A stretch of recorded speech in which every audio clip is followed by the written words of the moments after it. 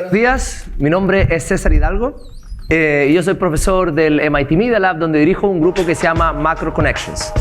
Y en ese grupo hacemos dos cosas. Por un lado, hacemos invención, porque todos los grupos en el Media Lab tenemos que hacer invención. Y la invención que yo hago es tecnologías que nos ayudan a transformar datos en historias. Hoy en día tenemos muchas empresas y organizaciones que recolectan grandes bases de datos. Y en esa recopilación de datos, eventualmente tenemos información sobre los sistemas que esos datos describen. Pero transformar esa información o esos datos en historias es algo que es bastante difícil, y nosotros hemos desarrollado muchas herramientas de visualización de datos para poder ayudar a hacer esa transformación. Pero hoy en día yo no les voy a hablar de mis herramientas de visualización de datos, sino que les voy a hablar un poquito más del trabajo académico que yo también realizo, ¿ya? Y este es un trabajo académico en el cual estudiamos la evolución de nuestra sociedad y de nuestra economía en su capacidad de procesar y crear información, ¿ya? Y esta es un set de ideas que yo describí en mi libro Why Information Grows, que salió publicado el 2 de junio ya en Estados Unidos y en Inglaterra, y ahora está saliendo en una serie de otros idiomas, ¿ya? Y para motivar un poco la historia, ¿ya?, lo que les voy a contar es que eventualmente la información en el universo es un poquito escasa o rara, ¿ya? Entonces, ¿cómo les puedo mostrar eso? Y la manera que creo que quizás es más simple mostrar eso es que en el año 2002, un colega de MIT, el profesor Seth Lloyd, se hizo la pregunta: ¿cuánta información cabe en el universo? Imagínate que el universo ahora es un disco duro. Y si el universo es un disco duro, tú te preguntas, bueno, ¿qué tan grande es? ¿Cuántos teras, cuántos gigas yo puedo meter en este disco duro de un tamaño universal? Y él hizo unos cálculos que llega a la conclusión que la capacidad del universo de acumular información es igual a la densidad de materia del universo, la velocidad de la luz a la quinta, la edad del universo a la cuarta, dividido por la constante Planck, todo a la 3/4. Y ustedes se preguntan, ¿pero qué quiere decir eso? ¿Ah? Bueno, afortunadamente nosotros podemos agarrar todos estos números y los podemos transformar en un número total para la cantidad de información que acumula el universo o que podría acumular el universo. Yo estoy pensando que ustedes están acumulando información o data en cada grado de libertad que da el universo. Así pueden dar vuelta el spin de cada electrón para poder codificar un bit, ¿ya? Y si ustedes hacen eso, le da que el universo puede almacenar un total de 10 a la 90 bits, ¿ya? Pero también ese es un número que quizás es difícil conceptualizar, porque nosotros pensamos a lo más números que son un poquito más pequeños, ¿no es cierto? 10 a la 12, ¿cachai? O 10 a la 9, 10 a la 9 es 1 billón, 10 a la 12 es 1 trillón, ¿cachai? Y la economía mundial es del orden de los cientos de trillones, y ahí más o menos ya paramos, ¿ya? Pero este es 10 a la 90, no es 10 a la 12, ¿ya? Entonces, quizás una manera más fácil de entender esto es preguntándonos cuánta información nosotros podríamos meter en el planeta Tierra, ¿ya? Ahora piensa que la Tierra es un disco duro, ¿ya? Y que nosotros podemos usar cada grado de libertad de la materia física que existe en la Tierra para almacenar información. Entonces agarramos la ecuación de Lloyd y calculemos cuánta información podríamos meter en la Tierra, ¿ya? Y si agarramos la ecuación de Lloyd y la aplicamos a la Tierra, nos da que básicamente en la Tierra podemos almacenar 10 a la 56 bits, ¿ya?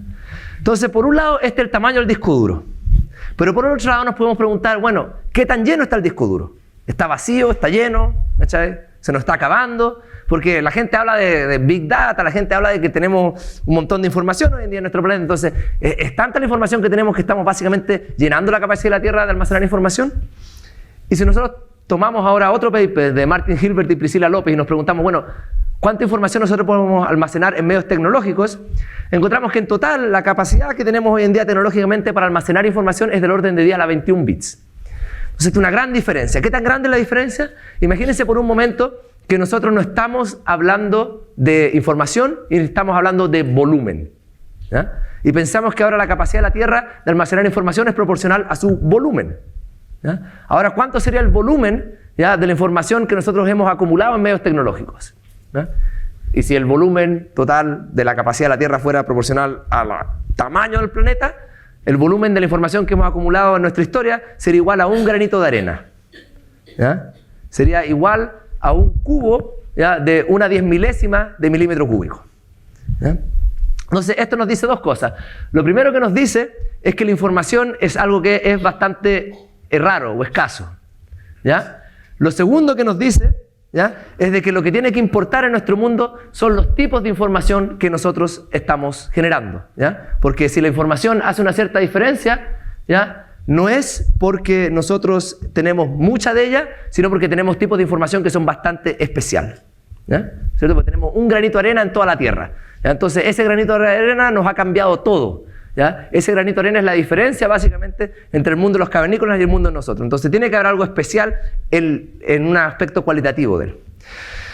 Entonces lo que yo les voy a argumentar es que básicamente nuestro universo y nuestro planeta están hechos de información, y nuestra sociedad y nuestra economía están hechos de información, y la información no es solo la información que nosotros transmitimos en mensajes, sino que nosotros siempre metemos información también en objetos, ¿ya? Y la razón por la que metemos la información en objetos es distinta por la razón en la que nosotros transmitimos información en mensajes.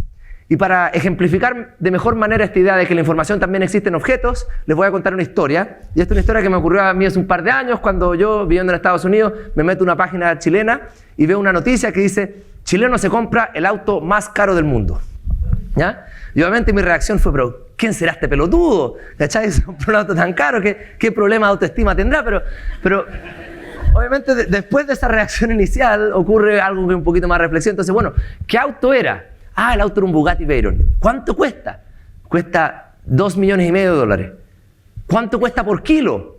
¿Ya? Y por kilo, un Bugatti Veyron cuesta $1,300. Entonces, eso es harto más que un kilo de tomate, ¿no es cierto? ¿Ya? Entonces, hay mucho valor por kilo en este auto, y ese valor tiene que estar metido en alguna parte. Entonces, para entender de dónde viene este valor o cómo este valor está básicamente conectado al orden del universo, ¿ya? Lo que voy a hacer es que lo voy a imaginarse por un momento que ustedes se ganaron este auto en la lotería, ¿ya? Y ahora van manejando muy felices porque tienen este auto y ¡pum!, lo revientan contra una muralla. Obviamente salen ilesos porque el auto tiene un muy buen sistema de seguridad, pero la pregunta que yo les voy a hacer es: ahora, ¿cuánto vale ese kilo de Bugatti? Y obviamente ustedes no necesitan un doctorado en economía para saber que el kilo de Bugatti se evaporó en su precio cuando lo estrellaste en contra de la muralla. Ok.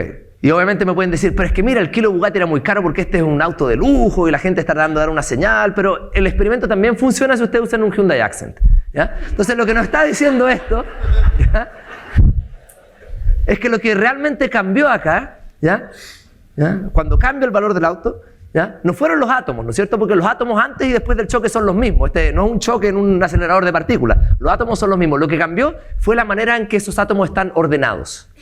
Y eso es información, ¿ya? Entonces lo que esto nos ejemplifica es que nuestro mundo y todos los productos que nosotros tenemos están hechos de información. Son bits, ¿ya?, codificados en átomos, ¿ya? Pero ¿qué tipo de bits tenemos en este tipo de producto? Entonces, para explicar esto vamos a comparar manzanas con manzanas.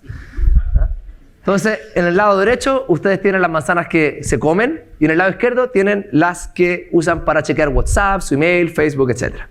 Y la pregunta que les voy a hacer es: ¿cuál es la real diferencia entre estas dos manzanas? Entre las manzanas que se comen y las manzanas que usan para chequear el email. Y la diferencia, quizás ustedes podrían decir el precio, el material, pero incluso la complejidad, pero yo fácilmente puedo argumentar que la manzana biológica tiene una complejidad mucho mayor que la manzana que ustedes usan para hablar por teléfono y mandar emails, porque hay mecanismos moleculares dentro de la manzana biológica que son mucho más sofisticados que cualquier cosa que ha sido diseñada en Silicon Valley hasta este momento. Entonces, ¿cuál es la verdadera diferencia entre estos productos? Y la verdadera diferencia es que la manzana que ustedes comen es un producto que existía en el mundo primero y luego en nuestras cabezas. Habían manzanas antes de que hubieran mercados para las manzanas, nombres para las manzanas o precios para las manzanas. La segunda manzana existió primero en la cabeza de alguien y luego en el mundo. Entonces nuestro mundo es distinto porque está hecho de imaginación cristalizada.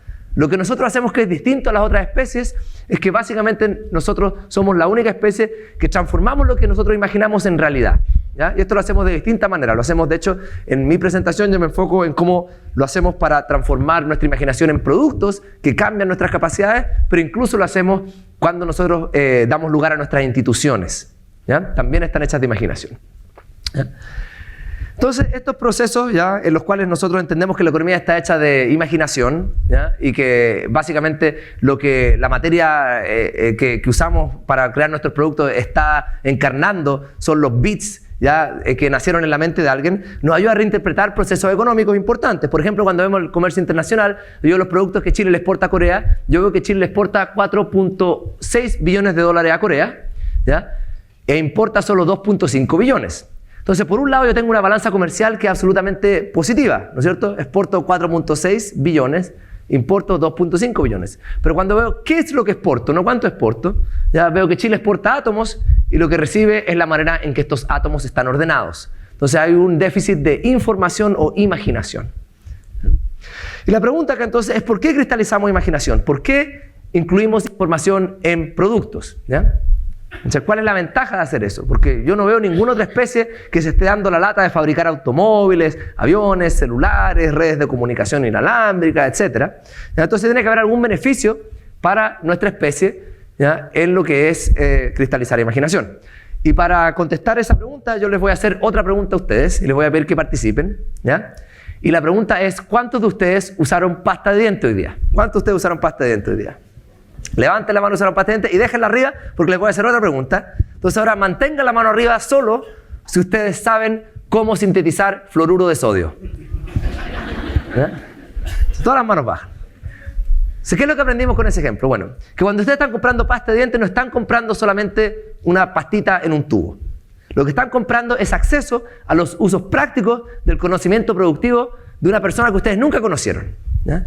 Porque nosotros, como seres humanos, encarnamos información en mensajes y en objetos, pero la razón por la cual encarnamos información en mensajes y en objetos es distinta, ¿ya? Cuando yo encarno la información en un mensaje, ¿ya?, yo estoy comunicando algo, ¿ya? Y esa comunicación eventualmente invita a informar a alguien sobre el estado de un sistema, ¿ya?, y quizás cambiar su comportamiento. ¿Ya? Por ejemplo, si te digo, oye, mira, tu señora te está engañando, eso obviamente cambia tu comportamiento quizás, ¿ya? ¿Ya? Es un mensaje, ¿ya? Pero por otro lado, ¿ya?, hay cosas que tú no puedes hacer solo con mensajes y para las que necesitas meter información en producto. Entonces, yo te puedo hablar todo el día de la síntesis de fluoruro de sodio y de triclosan y de cómo esto ocurre en un proceso industrial y no importa cuánto yo te hable de la síntesis del fluoruro de sodio, no voy a ser capaz de limpiarte los dientes con mis palabras, ¿ya? Yo puedo hablarte todo el día sobre cómo fabricar gasolina desde el petróleo, pero al final esas palabras no van a hacer que tu auto sea capaz de ir de un lugar a otro, ¿ya? Entonces, básicamente nosotros encarnamos información en objetos porque los objetos no son un acto de comunicación, sino que lo que nos ayudan es a transmitir los usos prácticos del conocimiento productivo que nosotros tenemos y aumentan las capacidades de las personas, ¿ya? Te ayudan a hacer cosas que no sería posible hacer si es que esa información no estuviese encarnada en un objeto, ¿ya?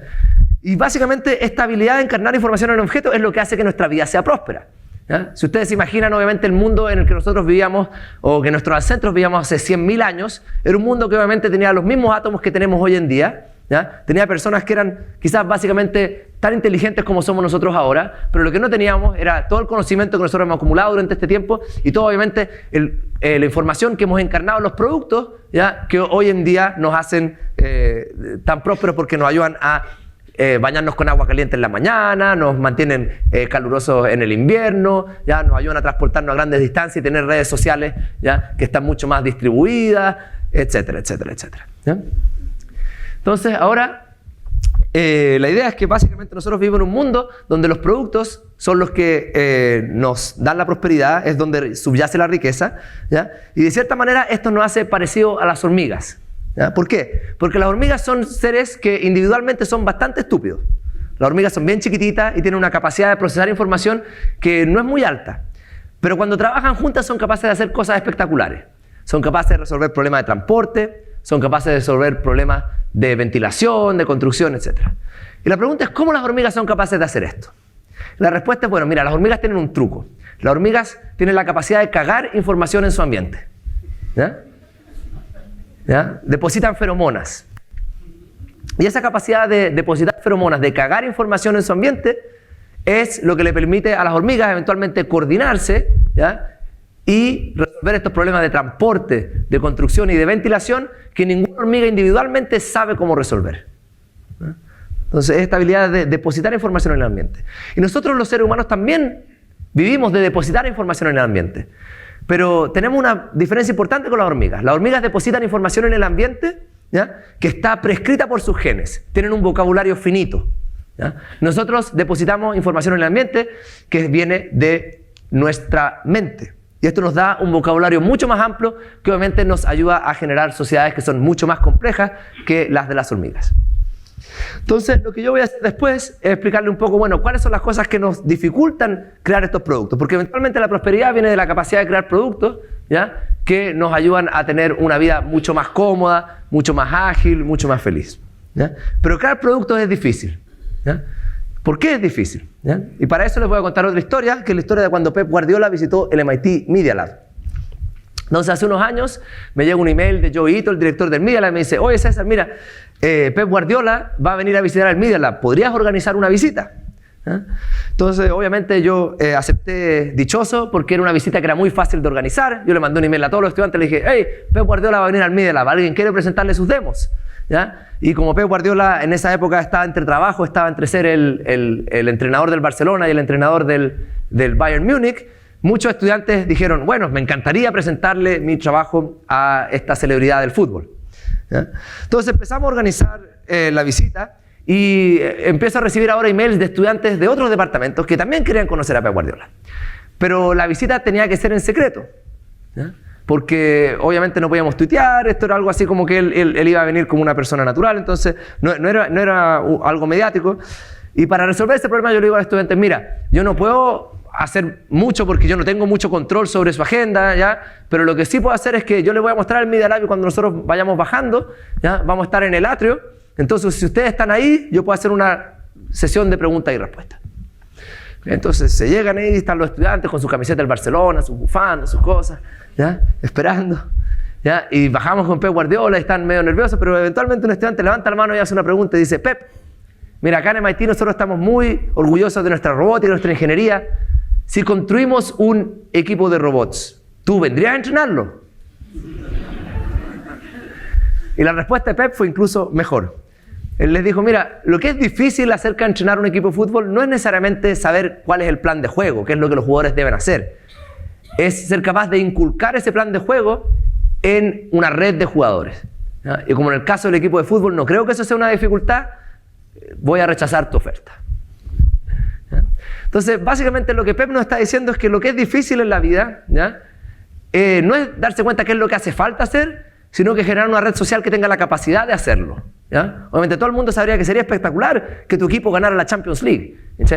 Pero meter el conocimiento motriz necesario en un equipo para que sea capaz de hacerlo es extremadamente difícil. Y la pregunta es: ¿por qué tenemos que meter el conocimiento en el contexto de una red social? ¿No sería más fácil que nosotros viviéramos nuestra vida solo haciendo las cosas por nosotros mismos? ¿Ya? ¿Ya? Porque obviamente hay un costo muy importante en lo que es trabajar con otros, ¿ya? Si yo les pregunto ahora: mira, levanten la mano si ustedes han trabajado con otra persona, ¿ya? Y todo el mundo ha trabajado con otra persona, ¿no es cierto? Y ahora dejen la mano arriba si es que han tenido problemas con un compañero de trabajo, ¿sabes? Y ahora incluso algunos levantaron la mano en la segunda nomás, ¿sabes? Claro. Entonces hay un costo, ¿no es cierto?, en trabajar con otras personas. Entonces tiene que haber algo que nos empuja a hacerlo, ¿ya? Y lo que sucede es que eventualmente la capacidad que las personas nosotros tenemos de procesar información, de computar, es finita, ¿ya? Nosotros somos un sistema computacional finito, ¿ya? Tenemos un cierto nivel de inputs que podemos tomar al día, una cierta capacidad de procesamiento, un cierto poder de output, y eventualmente la capacidad que nosotros tenemos de aprender, ¿ya? Es algo que se topa un techo bastante rápido, ¿ya? Y esta capacidad yo le digo un person byte. Entonces imagínense por un momento que nosotros tenemos personas y las personas tienen una cierta capacidad de cómputo y obviamente hay unas personas que quizás son un poquito más talentosas que otras, pero esas diferencias de talento entre personas son básicamente muy pequeñas comparadas con la cantidad de conocimiento que nosotros hemos acumulado como una especie, ¿ya? Entonces nosotros tenemos un mundo en el que en un momento, ¿ya?, como las especies más primitivas, podemos quizás aprender todo lo que se necesita aprender durante la vida de una persona, ¿ya? Pero hay un momento en de que todo lo que nosotros necesitamos aprender para poder hacer cosas que son más complejas ya no cabe dentro de una persona. Es una cantidad de conocimiento que es mayor que un person byte, ¿ya? Entonces, por ejemplo, para poder fabricar un avión, ¿ya?, quizás todo el conocimiento que tú necesitas de metalurgia, de aerodinámica, de logística, etcétera, para poder fabricar un avión no te cabe en una persona. Entonces, cuando tú ya cruzas este límite, ya, y acumulas una cantidad de conocimiento que es más grande que el que te cabe una persona, no te queda otra cosa que realizar estas actividades en el contexto de una red de personas. Porque las redes de personas son el hardware donde nosotros acumulamos el conocimiento productivo que nos ayuda a crear los productos y eventualmente a hacer crecer la información en el universo. ¿Bien? Entonces, lo que esto nos dice es que si nosotros queremos entender por qué crece la información en el universo, y la información, como sabemos, es como esta cremita que existe en una leche de entropía, ¿ya?, tenemos que entender cuáles son los mecanismos que nos limitan la formación de las redes sociales. Porque eventualmente en una sociedad que no eres capaz de formar redes sociales de manera efectiva, ¿ya?, no vas a ser capaz de formar las estructuras donde acumulas el conocimiento de manera colectiva, ¿ya? Entonces, veamos cuáles son los distintos mecanismos que la gente usa para explicar la creación de las redes sociales. ¿Ya? Y una de las primeras teorías que empieza a hablar de esto es una teoría que fue avanzada por Ronald Coase.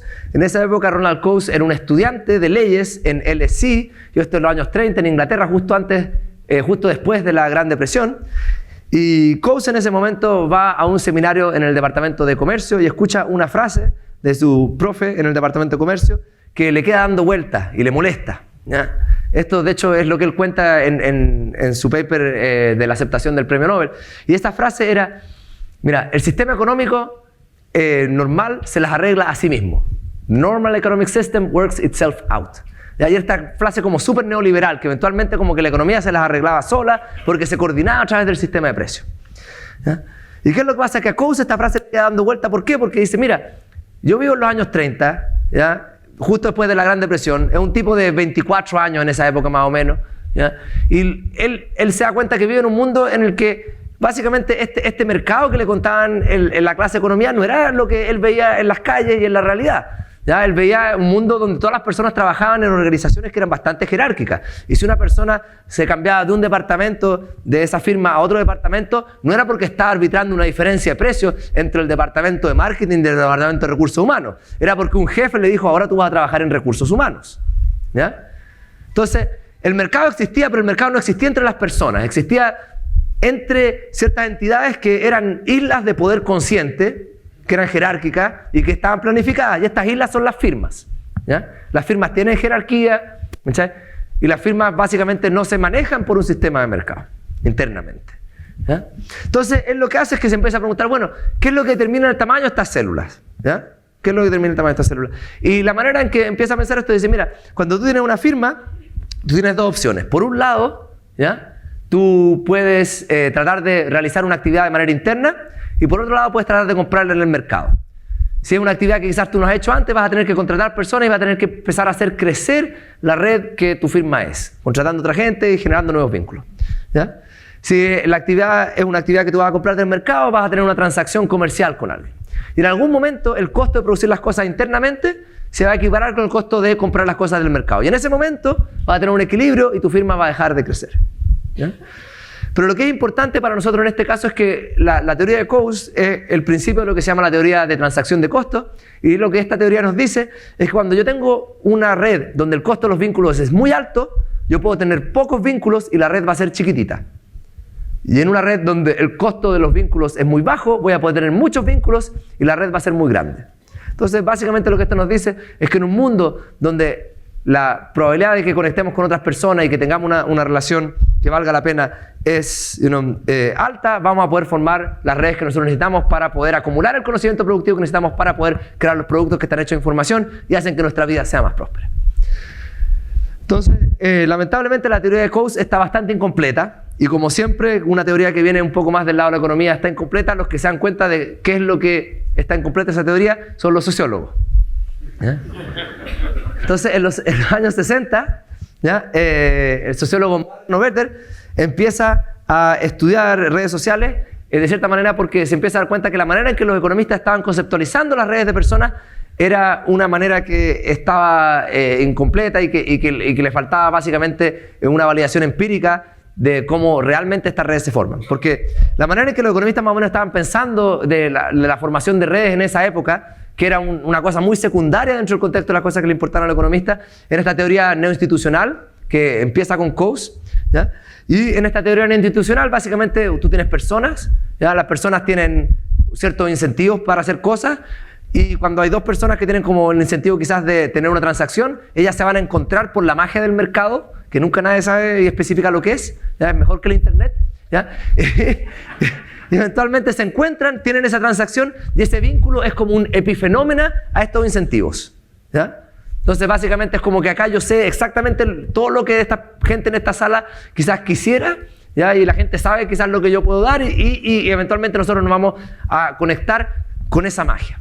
Pero lo que dice Granovetter es que en verdad el mundo es absolutamente al revés de eso, ¿ya? Lo que nosotros tenemos es un mundo donde las redes sociales son preexistentes, ¿ya? Porque las personas no nacen en un mercado, nacen en una familia. Y después las personas van a un colegio donde se hacen amigos los compañeros de colegio, no porque tienen una actividad económica con ellos, sino porque básicamente están encerrados en la misma sala todo el día, ¿ya? Y estos son todos mecanismos institucionales, sociológicos, que te ayudan a formar redes sociales. Y una vez que estas redes sociales ya están formadas, ¿ya? Las transacciones comerciales que son posibles son las que son básicamente permitidas dadas estas tuberías. Entonces las tuberías vienen primero y las transacciones vienen después, ¿ya? Y es lo opuesto a lo que decían los economistas, ¿no es cierto? Los economistas decían, mira, los incentivos vienen primero y las tuberías se adaptan a sí mismas, ¿ya? Basadas en estos incentivos. Entonces, obviamente, el Granovetter está remando contra la corriente. Cuando uno rema contra la corriente, ¿qué es lo que tiene que hacer? Tiene que ir a buscar datos, ¿ya?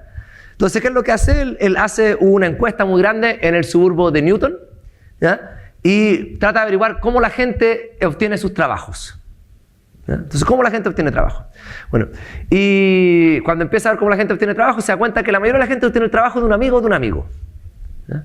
Claro, exacto. Que las redes sociales eran fundamentales, ¿ya? Para la obtención de trabajo. ¿Qué tanto era eso? Básicamente él encuentra que 50% de todos los trabajos están asignados por vías que son explicadas por la preexistencia de un vínculo social, ¿ya? Y después de que Granovetter publica sus resultados, estos se han replicado miles de veces ya en distintos países, con distintos grupos étnicos, etc. Y no importa el país que tú mires, no importa el grupo étnico que tú mires, entre el 40 y el 60% de todos los trabajos siempre están asignados por una red social. De hecho, lo que es para mí sorprendente esto es que incluso esto fue algo que la internet ni siquiera cambió, ¿ya? Uno podría pensar que quizás con la internet ahora sí tenías como algo más como un mercado que era mejor que la página del diario, ¿ya? Que era lo que antes era el mercado básicamente, ya entre desconocidos, ¿ya? Y de hecho firmas como Deloitte, que más o menos el 50% de todas las personas vienen de un referral, ¿ya? Son firmas que tienen una política explícita de no contratar más del 50% de personas que vengan de referral, ¿ya? Porque las redes sociales son tan poderosas. ¿Y por qué son tan poderosas las redes sociales? ¿Ya? Bueno, porque las redes sociales también encarnan algo. Así como ese Bugatti que yo les presenté en un principio encarnaba información, ¿ya? Y como las personas encarnan computación y las redes de personas encarnan computación, los vínculos sociales encarnan confianza, ¿ya? ¿Qué es lo que es la confianza? Bueno, la confianza, de acuerdo a Granovetter, ¿ya? Es cuando tú tienes una relación con una persona, ¿ya? Y esa persona no te traiciona cuando tiene incentivo de traicionarte, ¿ya? Porque si la persona no te traiciona y no tiene incentivo de traicionarte, bueno, está actuando por su interés. Pero si la persona tiene un incentivo de traicionarte y no te traiciona, ¿ya? Yo tengo un incentivo quizás de excluir a mi amigo del trato, ¿cachai? Y llevarme la plata yo. O tengo un incentivo, ¿cachai? De ser desleal a mi mujer porque hay una mujer que es muy atractiva, ¿cachai? En ese caso, si yo no lo hago, si voy en contra como de autointerés por preservar el vínculo, ¿ya? Es que, por así decirlo, tú tienes una relación de confianza, ¿ya? Esta es una de las definiciones, hay más definiciones de confianza. Pero la idea básica acá es que las redes sociales encarnan, ¿ya? Lo que es la confianza, ¿ya? Entonces, personas como Fukuyama se empiezan a dar cuenta que distintas sociedades tienen distintos niveles de confianza, ¿ya? Y la confianza es una palabra que es un poquito complicada porque hay que separar entre varias cosas, ¿ya? Una es la confianza interpersonal y otra es la confianza, por ejemplo, en los sistemas, ¿ya? Usted confía en el gobierno, confía en la policía, ¿ya? ¿Ya? Y otra es la confianza de personas que tú conoces, ¿no es cierto? Y otra es la confianza entre extraños, ¿ya? Pero hay países que difieren en eso y obviamente los países que difieren en eso van a diferir en su capacidad de formar redes, ¿ya? Porque los países que yo tengo bajos niveles de confianza, ¿qué es lo que pasa? Que formar vínculos es muy costoso, ¿ya? Entonces yo voy a poder tener pocos vínculos y las redes que voy a tener son relativamente pequeñas, ¿ya? En un país que yo tengo poca confianza, obviamente no quiere decir que la gente no tenga vínculos, pero quiere decir que el costo del vínculo es muy alto. Entonces, por ejemplo, si yo estoy en un país que tengo poca confianza y conozco a uno de ustedes y vamos a hacer algo juntos, primero probablemente vamos a tener que ir a comer 10 veces y vamos a tener que conocernos y vamos a tener que conocer a las personas que nos conocen en común y eso es todo un costo que implica que eventualmente yo puedo tener menos vínculos porque tengo que dedicar mucho tiempo a cultivar ese vínculo, ¿ya?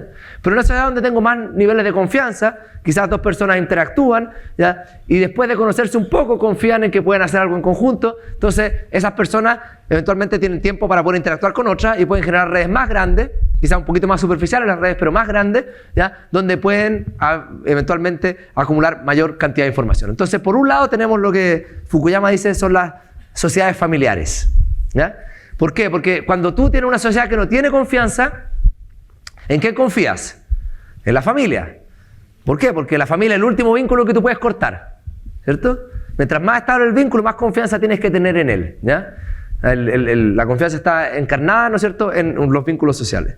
Entonces, cuando tú tienes una sociedad donde no hay confianza, la gente usa el reservorio de confianza que es la familia, ¿ya? Y tiende a hacer negocios con familiares, porque obviamente quizás tu primo es súper leal, y tu hermana es súper leal a ti, etc. Pero lamentablemente, las familias son una reserva de confianza, pero no una reserva de talento. Tu primo puede ser muy leal, ¿ya?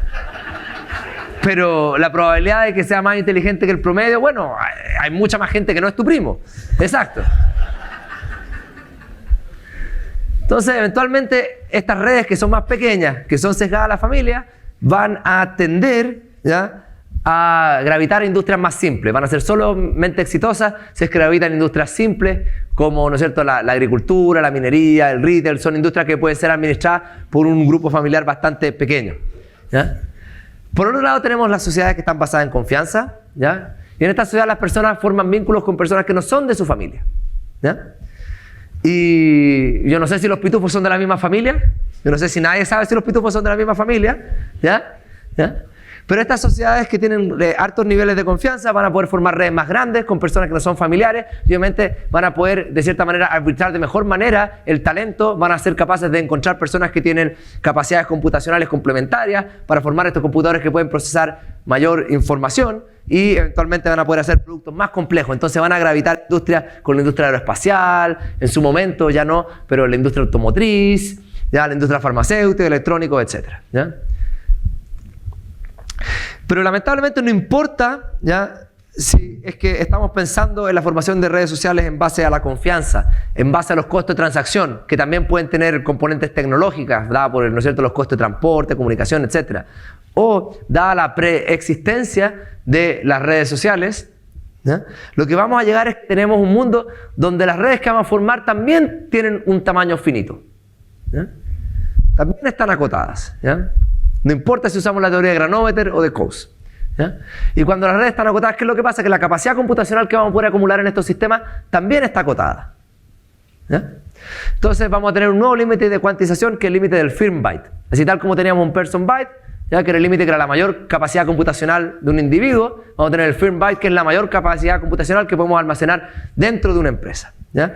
Y lo que nosotros tenemos ahora entonces es un mundo que nosotros hemos acumulado una cantidad de conocimiento productivo que es mucho más alto que el que calza en una empresa. Entonces al final vivimos en un mundo donde las cosas están producidas en el contexto de redes de empresas, ¿ya? Porque cada vez lo que nosotros estamos resolviendo, ¿ya?, es el problema de cómo nosotros podemos encarnar conocimiento y capacidad computacional, ¿ya?, en sistemas que son más grandes, pero que están hechos de unidades que son finitas en sus capacidades, ¿ya? Y esto lo que nos hace es como recuantizar lo que implica tener una sociedad, ¿ya? Entonces pensemos, por ejemplo, en un producto como un computador. Los computadores tienen una marca, ¿ya?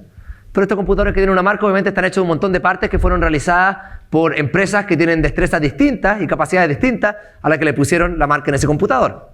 Y ese computador es útil, ¿por qué? Porque ustedes lo usen para correr software de aplicaciones. ¿Ya? Este software de aplicaciones fue hecho por un grupo de empresas también que fue distinta a la que realizó el computador.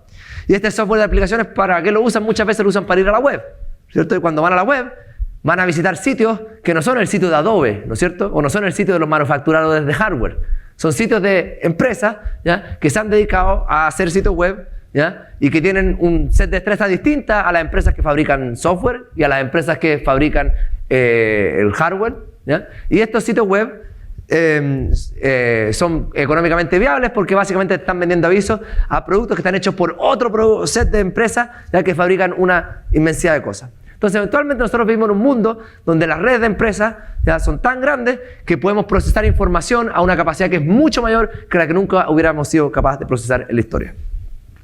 Entonces, lo que vamos a decir para concluir esta parte es que Pep Guardiola tenía razón, ¿ya? Lo que realmente hace difícil hacer cosas, ¿ya?, en nuestra sociedad no es darse cuenta qué es lo que hace falta hacer, sino que ser capaz de acumular la capacidad para hacerlo en el contexto de una red de personas. Y lo que voy a hacer en la siguiente parte es validar estas ideas mostrándoles 6 hechos distintos, ¿ya?, con data de comercio internacional y con data de producción cultural global. Pero para poder hacer eso, tengo que primero hacer una distinción, que es la distinción entre genotipo y fenotipo, que vamos a usar para poder entender algunas de las gráficas que les voy a mostrar después. Entonces, el genotipo es la información hereditaria que está codificada en tus genes. El fenotipo son las cosas que son observables de un organismo, su altura o si este organismo quizás padece de una enfermedad. Pero medir los genotipos es bastante difícil, ¿ya? Y obviamente se está haciendo más fácil a medida que podemos secuenciar, pero medir los genotipos, darse cuenta de qué gen está asociado a qué fenotipo, es algo que es bastante difícil, ¿ya? Y muchas veces nosotros quizás pudiéramos tratar de adivinar ese genotipo quizás usando información sobre el fenotipo. Entonces, por ejemplo, pensemos en la altura, ¿ya? Las personas difieren en altura, la altura ciertamente tiene una componente hereditaria, pero la componente hereditaria de la altura no está codificada en un solo gen, de hecho es bastante compleja, es poligénica, ¿ya? Entonces, si queremos saber si una persona tiene los genes que codifican para la altura, ¿ya? O que lo predisponen a ser más alto, ¿ya? Una ruta sería tratar de identificar cuáles son estos genes, o otra ruta sería ser, bueno, pero si es que una de estas personas es LeBron James y la otra persona es Danny DeVito, probablemente Danny DeVito no tiene los genes, ¿ya? Que codifican por la altura y LeBron James sí los tiene. ¿Ya? De la misma manera, cuando nosotros miramos los países y miramos las economías, ¿ya? Nos podemos preguntar, bueno, ¿cuáles son los países que tienen conocimiento acumulado en redes de personas que son capaces de hacer cierto tipo de cosas, ¿ya? Y lo básicamente que nos interesa es ese conocimiento que está acumulado en redes de personas. Pero ese puede ser muy difícil de medir. Lo que es más fácil de medir son las cosas que estos grupos de personas hacen.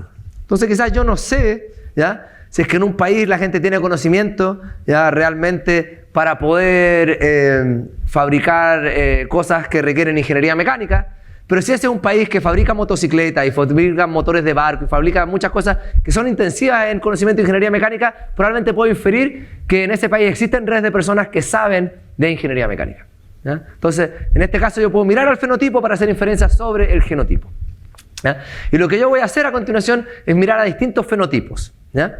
Y estos fenotipos, en el caso de la economía, son los productos que los países hacen o las industrias que se ubican en las ciudades, ¿ya? Y el primero de los 6 hechos que les voy a mostrar es de que las economías son anidadas, ¿ya? El anidamiento es una estructura, ¿ya? Que se puede ver en esta gráfica y que básicamente representan lo siguiente. Acá en cada una de estas gráficas, cada puntito me está diciendo si es que una industria está presente en una ciudad o si es que un país exporta un producto. Si el puntito es negro, quiere decir que sí, que ese país exporta ese producto o que esa industria está presente en esa municipalidad.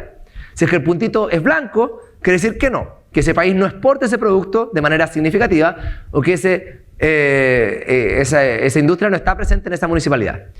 Ahora estas matrices sí no están ordenadas de manera aleatoria, ¿ya? Arriba yo puse a las municipalidades más diversas y a los países más diversos, los que exportan la mayor cantidad de productos o los que tienen la mayor cantidad de industrias presentes en ellas.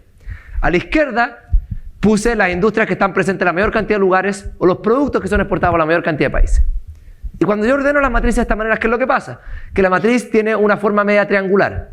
Y lo que me dice es que los lugares que, por así decirlo, tienen pocas industrias presentes, tienen subconjuntos de las industrias que están presentes en los lugares que tienen más industrias presentes, y tienen subconjuntos de los lugares que tienen más industrias presentes, ¿ya? Entonces, a medida que yo voy yendo de lugares que tienen redes pequeñas, tienen una capacidad de formar redes que es más pequeña, a lugares que tienen una capacidad de formar redes que es más grande, ¿ya? Yo básicamente soy capaz de producir todo lo que producía en ese primer lugar, más otras cosas, ¿ya? Un proceso de diversificación más que un proceso de especialización, ¿ya? Y a medida que vamos teniendo redes más grandes, vamos siendo más diversos y haciendo cosas que son más difíciles de hacer. El segundo hecho es que las economías aprenden, ¿ya? Y aprenden de una manera que está sesgada a aprender cosas que son similares a las cuales ya saben hacer, ¿ya? Y esto es igual que las personas, ¿no es cierto? Una persona quizás le es más fácil aprender italiano si es que sabe español que si es que sabe sueco, ¿ya? Porque hay un sesgo, ¿ya? En todos los sistemas que aprenden a aprender cosas si es que estas son similares a las cosas que ya saben, ¿ya? Requieren menos entrenamiento, ¿ya? Entonces, ¿cómo podemos ver un ejemplo de esto? Y para ver ese ejemplo voy a mostrarles data del Observatorio de Complejidad Económica, que ya va en su tercera encarnación, y esta es una herramienta que hace disponible data de comercio internacional para todo el mundo. Es un poco las herramientas que les conté al principio. Y lo que tenemos acá son las exportaciones de Chile en el año 1979. Y aquí cada puntito representa un producto y los vínculos conectan los productos que tienen una gran probabilidad de ser coexportados. Entonces yo sé que el pescado fresco es similar al pescado congelado, porque los países que exportan pescado congelado tienen una gran probabilidad de exportar pescado fresco. ¿Okay? Pero acá también veo que Chile en el año 79 no exporta pescado fresco, exporta solo pescado congelado, ¿ya? Pero el pescado fresco está conectado a 3 productos que Chile sí exporta, que son los que están pintados, ¿no es cierto? Pescado preservado, crustáceos y moluscos y pescado congelado. Entonces yo quizás podría adivinar que en el futuro Chile va a ser capaz de exportar pescado fresco. Ahora, si me voy a otra parte del espacio de producto, por ejemplo por acá, y veo aisladores eléctricos, o sistemas de poleas, o válvulas, estos son productos que no están conectados a productos que Chile exporta, ¿no es cierto? ¿No? Y eventualmente yo pensaría que Chile probablemente no va a saltar esos productos en el futuro. ¿Ya? Entonces, lo que yo tengo es un sistema donde los países tienen un patrón de especialización, ¿ya? En este caso, que está sesgado en una cierta parte del espacio de producto, y a medida que se van a diversificar a productos que le van quedando cerca en este espacio. ¿Ya? Entonces, Chile está en este espacio de producto donde tiene, ¿no es cierto?, en esta época los peces, después tiene fruta, pero por ejemplo Chile no exporta en esa época muchos vegetales, no exporta jugo de fruta de manera significativa, ni fruta preparada, exporta solo fruta preservada, pero son productos que le quedan cerca y que probablemente va a exportar en el futuro. Entonces ahora veamos cómo se ve Chile en el año 1996, que es el futuro de 1979, obviamente. ¿Ya? Y veo que ahora Chile exporta todos los productos en el clúster de peces, ¿no es cierto? Está el pescado fresco, ahora Chile exporta, y acá también exporta los jugos vegetales, etc. ¿Ya? De hecho, me acuerdo hace unos años el presidente Piñera visitó el Media Lab y teníamos un demo más antiguo de esto, y le mostramos el demo y le decíamos, no, entonces con esto podemos predecir qué es lo que los países van a hacer en el futuro. Y me dice, bueno, entonces, ¿qué es lo que va a hacer Chile? ¿Sí? Entonces le digo, yo no sé, pero podemos verlo, pues veamos. ¿Ya? Entonces veamos y digo, mira, por acá, a ver, acá hay como un puntito que nos queda cerca, entonces me voy por acá y sale este puntito de acá que dice, mira, contenedores de plástico, y esto está en el clúster, ¿no es cierto?, de lo que serían todos los alimentos procesados, entonces estos contenedores de plástico para alimentos procesados. ¿Ya? Y me queda mirando porque probablemente él quería algo así como que le dijera como cohetes o algo así más espectacular. ¿Ya? Pero este miércoles doy una charla en el espacio Riesgo para un evento de Oracle, ¿ya? Y cuando voy saliendo, en el galpón de al lado hay una gran feria expo, ¿ya?, de los industriales del empacamiento de comida, de paquetes de comida. Entonces, el segundo hecho estilizado es que las economías aprenden, ¿ya?, y porque son sistemas computacionales y van aprendiendo de una manera que es sesgada a hacer productos que son similares a los que ya saben hacer.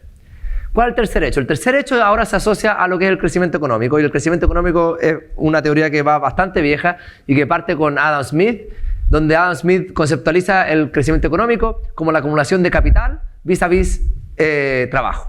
¿Ya? Y eventualmente estas teorías se matematizan en los años 50 por un tipo como Robert Solow, ¿ya? Y cuando estas teorías se matematizan y las comparan con los datos, se empiezan a dar cuenta que lo que predice la teoría, ¿ya?, y lo que muestra la data no es exactamente lo mismo, y hay un gran gap, hay una brecha entre lo que predice la teoría y lo que muestran los datos.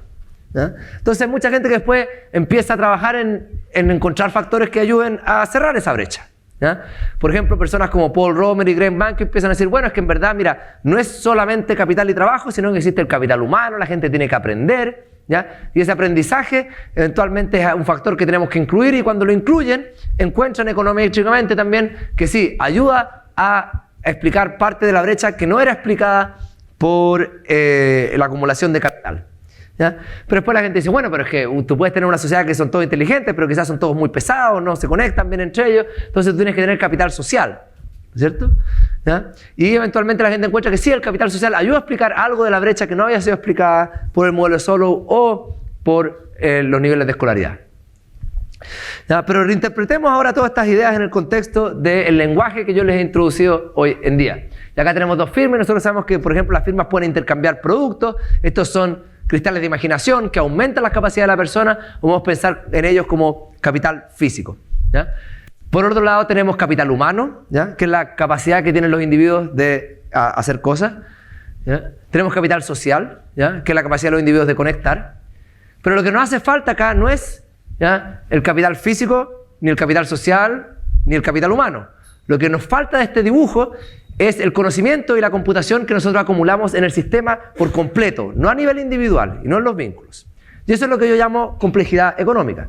Esa es la capacidad de la sociedad de computar. ¿Cierto? Porque al final de lo que se trata esto es una teoría donde la sociedad es un computador que es muy limitado porque está hecho de unidades que tienen una capacidad computacional finita, y tiene que distribuir esta capacidad computacional, ¿ya?, en redes sociales y profesionales, ¿ya?, y eventualmente, si es que es eficiente en repartiendo esta capacidad computacional y acumulando, obviamente, poder de cómputo en estas redes, va a ser capaz de hacer productos que van a ser más sofisticados y le van a ser capaces de dar un mayor nivel de ingreso.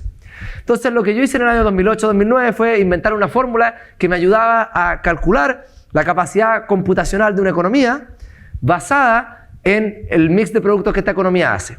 En breve, la fórmula es una fórmula de autovectores, pero lo que se basa es en la idea que si una economía es muy diversa, probablemente tiene una capacidad computacional más alta, ¿ya? Si un producto es un producto que todos los países hacen, probablemente requiere una capacidad computacional más baja, ¿ya? Y si uno toma información sobre qué tan diversas son las economías y qué tan comunes son los productos, uno eventualmente puede hacer un indicador que te dice qué tan buena es esta economía como para computar, como para hacer cosas. Y acá en el eje X, tú tienes la complejidad de una economía y el nivel de ingreso, ¿ya? Y tú ves que las economías que tienen una complejidad más alta, ¿ya? Tienden a ser más ricas, las que tienen una complejidad más baja, tienden a ser más pobres.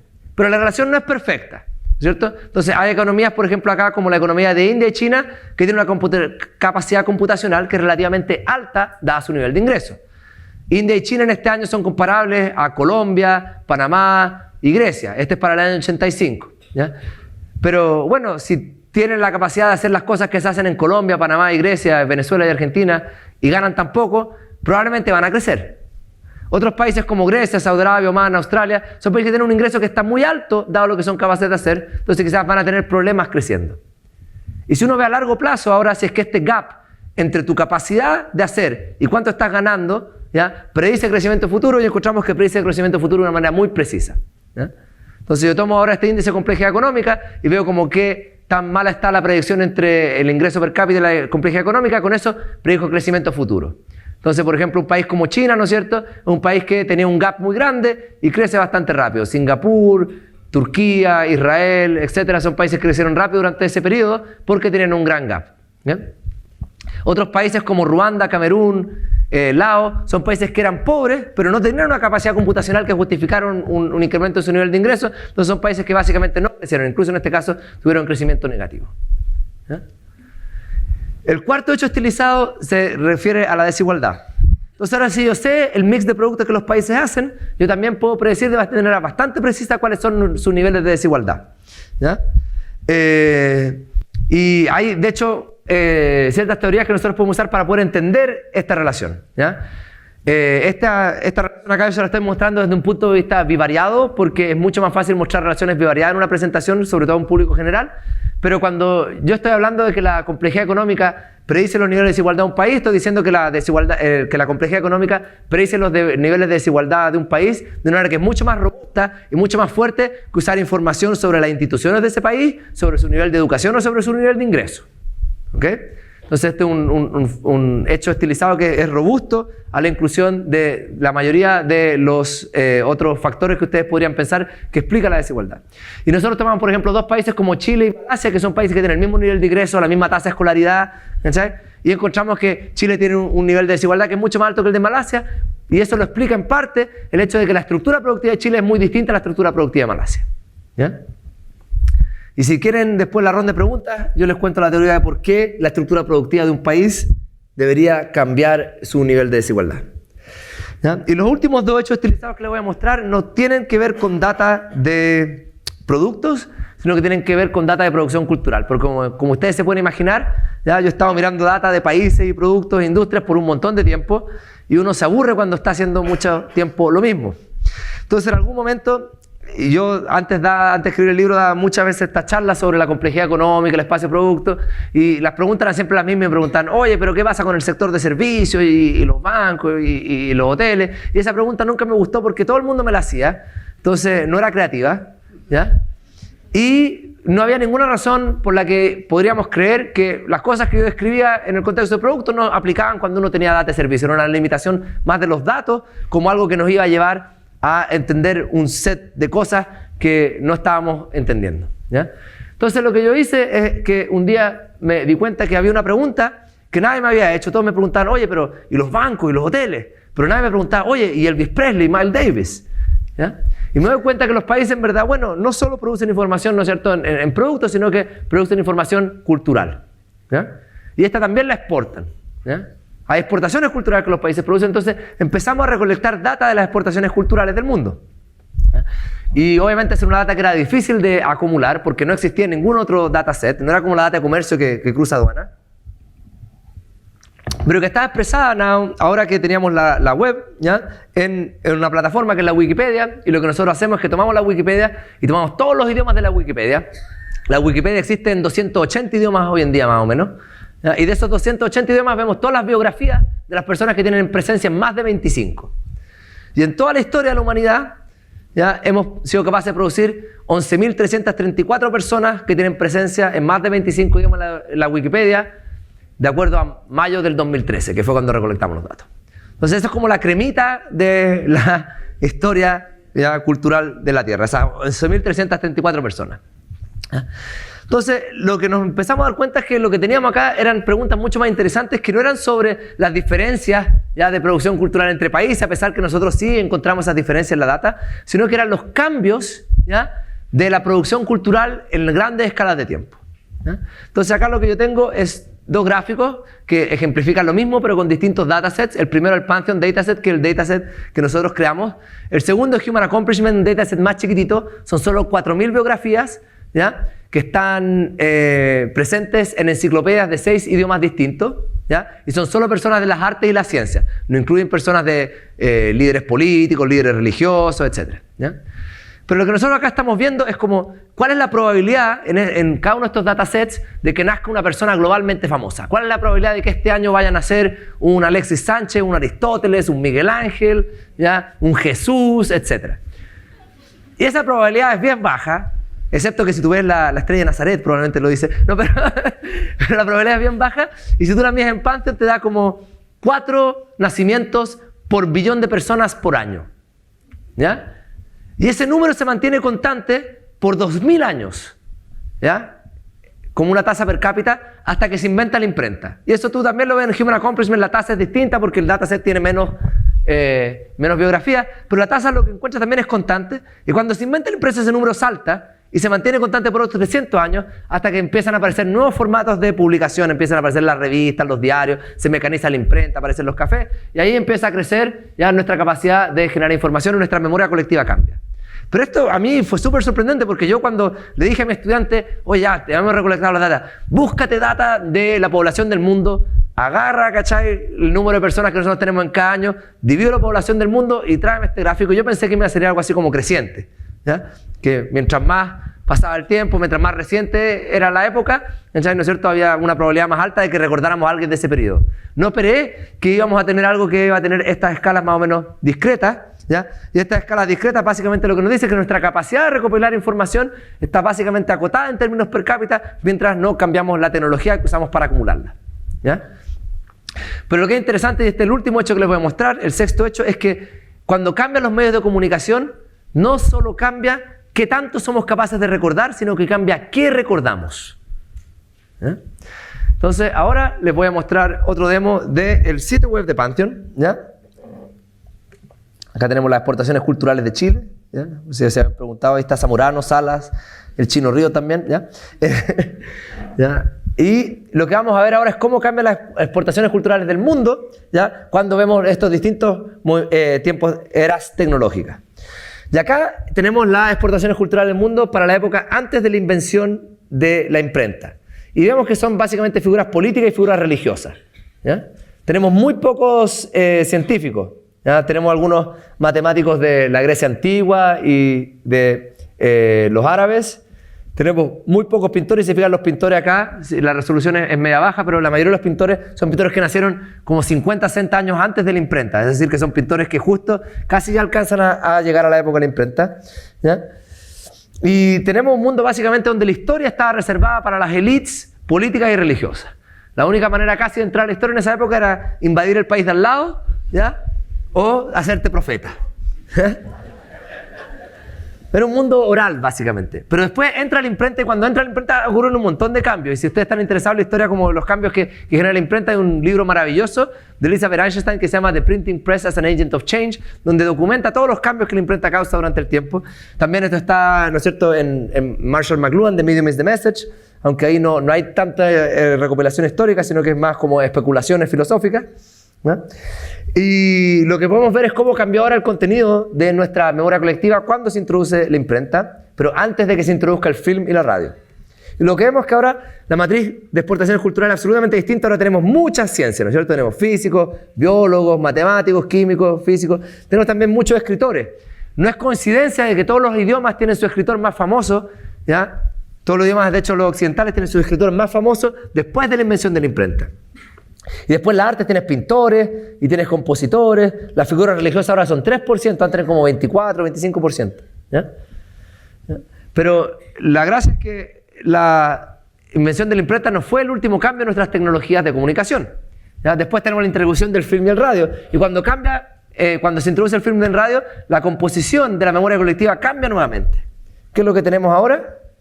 Tenemos un mundo donde las artes cambian y ahora son actores, músicos y cantantes. ¿Se fijan? ¿Se acuerdan de antes que teníamos, ¿no es cierto?, pintores y compositores, ¿ya?, en la época de la imprenta? Ahora, en la época del film y la radio, tenemos actores, músicos y cantantes. Lo que pasa es que las artes ahora cambian, ¿ya?, y ahora las artes son acerca de la interpretación, son intérpretes.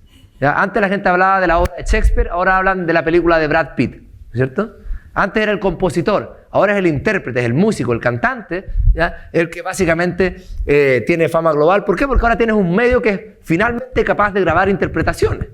Porque en el pasado, tú si escribías música en el siglo XVII, ¿ya?, tú nunca podías grabar una interpretación. Solo podías grabar, ¿ya?, en las instrucciones, básicamente, que era la que se reproducían en la imprenta. Entonces cambia el mundo, pero el mundo sigue cambiando porque se introduce a mediados del siglo XX la televisión. La televisión es distinta al film. ¿Ya? Porque en el film tú ves cosas que quizás las personas empezaron a escribir y a filmar y a editar años atrás, ¿ya? El film no es simultáneo, pero la televisión tiene esa simultaneidad, ¿ya? Y dada esa simultaneidad, ¿ya?, lo que ocurre es que aparecen los deportistas globalmente famosos. Entonces, para los futbolistas, los tenistas, etc. Uno puede incluso argumentar de que esto es causal. Porque existían actores, ¿no es cierto?, en la época de los griegos, existían actores en la época de Shakespeare, pero los actores nunca se hicieron globalmente famosos hasta que hubieron medios que fueron capaces de guardar información sobre esas interpretaciones. ¿Ya? Y la interpretación de causalidad opuesta es bastante ridícula, que sería que los actores inventaron el film o que los futbolistas inventaron la tele. ¿Ya? Claro.